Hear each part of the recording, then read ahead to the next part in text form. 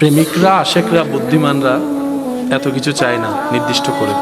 ওরা বলে, আল্লাহ আমার কি দরকার তোমার জানা আছে, কি পেলে আমি শুকরিয়া আদায়কারী হব, অহংকারী হব না সেটাও তোমার জানা আছে।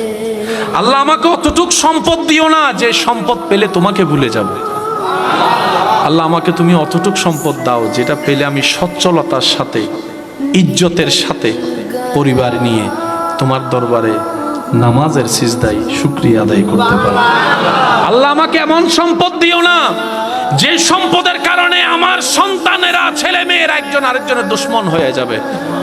আল্লাহ এমন সন্তান এমন সম্পদ আমাকে দিও না যে সম্পত্তির কারণে সন্তানরা এক সময় বাপ মরে যাওয়ার জন্য মা মরে যাওয়ার জন্য দোয়া করবে।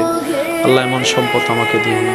আল্লাহ আমাকে এমন সম্পদ দাও যে সম্পদ আমার হলে কখনো ভিক্ষার হাত কারো কাছে পাততে হবে না, এতটুকু সম্পদ দিও। সুবহানাল্লাহ। আল্লাহ তাআলা আমাদের সবাইকে নিয়ামত বুঝে নিয়ামত নেওয়ার